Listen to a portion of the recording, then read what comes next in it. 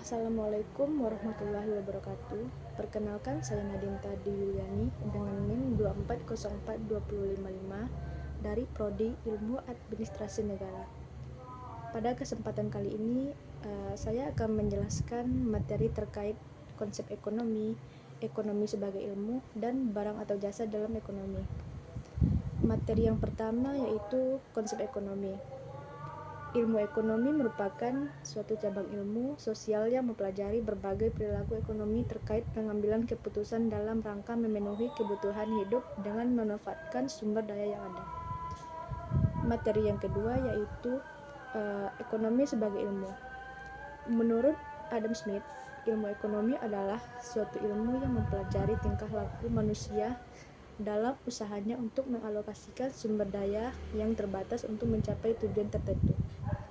Nah, menurut Paul A. Samuelson, ilmu ekonomi adalah studi mengenai individu dan masyarakat dalam menentukan pilihan tanpa menggunakan uang, dengan menggunakan sumber daya yang terbatas untuk menghasilkan barang dan jasa dan mendistribusikannya untuk kebutuhan konsumsi.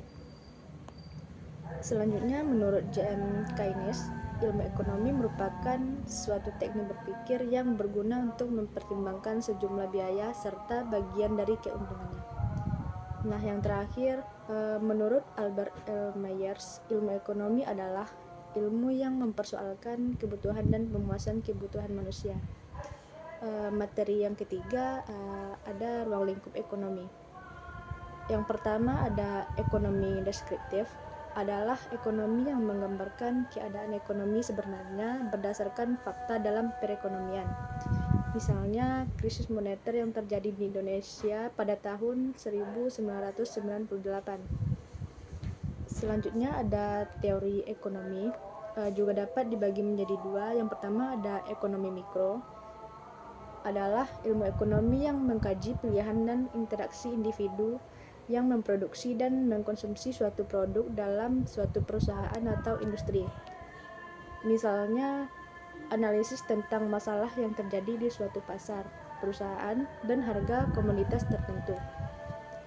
Yang kedua ada ekonomi makro, adalah kegiatan perekonomian yang mempelajari mekanisme kerja perekonomian secara keseluruhan.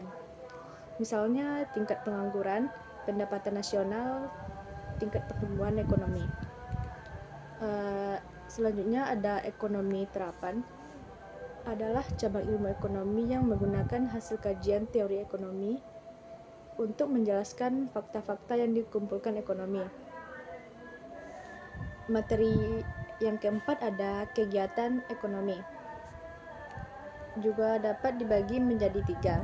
Yang pertama ada produksi, adalah kegiatan menghasilkan barang dan jasa dengan memanfaatkan sumber daya yang tersedia. Contohnya adalah pembuatan pakaian, pembangunan gedung, dan produksi makanan.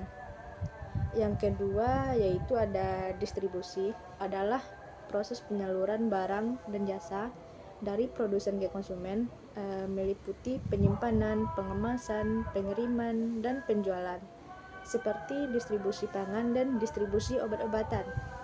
Nah, yang ketiga ada konsumsi, adalah suatu kegiatan menggunakan barang dan jasa untuk memenuhi kebutuhan hidup manusia, misalnya seperti makanan, berbelanja, dan memakai jasa transportasi. Nah, materi yang kelima ada barang dan jasa dalam ekonomi. Yang pertama ada jasa dalam ekonomi. Jasa adalah aktivitas atau layanan yang diberikan oleh satu pihak ke pihak yang lain. Jasa bersifat tidak berwujud, tidak bisa disimpan atau dimiliki secara fisik, dan biasanya terjadi bersamaan dengan proses produksinya. Contohnya adalah layanan kesehatan, pendidikan, transportasi, dan asuransi. Sekian materi yang dapat saya jelaskan. Saya sudahi dengan wassalamualaikum warahmatullahi wabarakatuh.